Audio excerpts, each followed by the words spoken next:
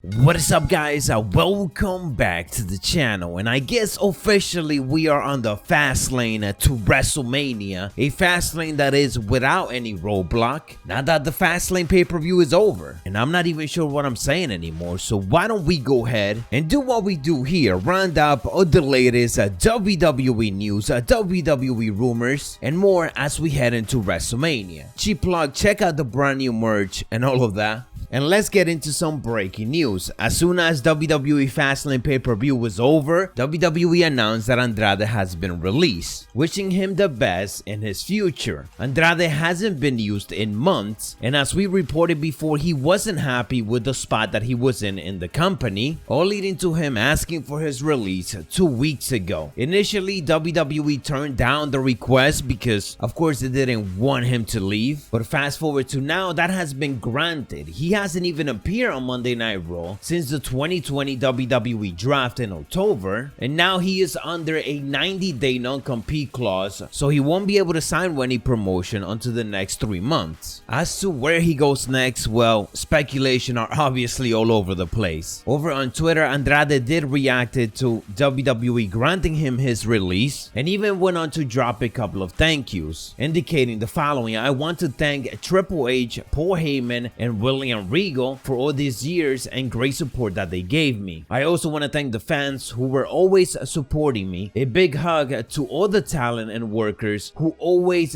behaved kindly to me." In another tweet, he went to indicate the following: "Happy life, happy wife. And no, I am not sad, I am super happy." And there's no way to put this in a nice way. This is definitely WWE to blame, or even Vince McMahon himself, for quote-unquote giving up on him and not utilizing and realizing the massive talent that he has. As for why he referenced Charlotte Flair on the tweet, we don't know the specifics, but this could be connected to Charlotte Flair getting removed from the WrestleMania poster, because maybe WWE wasn't too happy about all of this. Now, that connection is not confirmed, but it's just a very good coincidence nonetheless. And according to new reports, there is something up with Charlotte Flair, but WWE is trying to keep the story hidden. For whatever reason, they are not commenting on the situation. As I said, Charlotte was removed from the online ads for WrestleMania 37, but this doesn't mean that she will not be at the show, as she is currently scheduled to challenge for the Raw Women's Championship. Her being removed from it also does not have to do with her filming the Walking Tall movie remake for the USA Network, so it has to be related to a whole nother situation. The Wrestling Observer went on to emphasize that WWE is trying to do a really good job to keep whatever is happening from coming out, which means that it's probably gonna come out. But we should be able to find out what exactly WWE is gonna do with her at WrestleMania within this week or next week, because we are already way too close to the show. Talking about WrestleMania, we of course gotta talk about the main event change that is set to be coming up and the reason for it. So as we got to see a WWE Fastlane main event, fans were left with a strong impression that a change has been made to the WrestleMania main event. Now, multiple reports are indicating that the main event is switching to a triple threat match featuring Edge versus Roman Reigns versus Daniel Bryan. This was set up nicely during Fastlane, as Daniel Bryan did force Roman Reigns to tap out, but the referee was knocked out, so he didn't see it. And Edge, the special enforcer, also went for the attack with a steel chair on Daniel Bryan and Roman Reigns while Reigns was tapping out. After all of the chaos, Roman Reigns eventually won the match, but the impression was left there that now Daniel Bryan has a reason to get added into the WrestleMania main event. And according to Fightful Select, this is not a late decision. WWE made the call to place Daniel Bryan in the Universal Championship match weeks ago, hence why they've been building Daniel Bryan getting involved in not just Roman Reigns but also Edge, and just being all over the title picture, emphasizing that he wants to go to WrestleMania. As for why they went this route, the Wrestling Observer Radio noted that WWE is making this call as Vince McMahon felt that the match was missing something, and it seems like they wanted to accomplish a big heel turn. Dave Meltzer specifically stated the following, providing the information, and I quote, "I thought that it was because they were afraid that Roman Reigns was going to get cheered over Edge and messed up the match, but in fact, that isn't the reason. Vince McMahon just felt that it's not what he wanted, so Daniel Bryan is in there and Edge is a heel, which is, I guess, what he wanted." End quote. So Vince kind of wanted to accomplish a couple of things here. Have the ultimate babyface obviously being Daniel Bryan, have Roman Reigns as the ultimate heel, while in my opinion having Edge in the middle of all of this, especially after what he did at Fastlane. If you look at Edge now, he's not technically a heel, although he did just attack the biggest babyface, so that doesn't make him a babyface. He's just a tweener. He is a right in between. He is doing what he needs to do in order to get his WrestleMania main event match, and in order to build that momentum and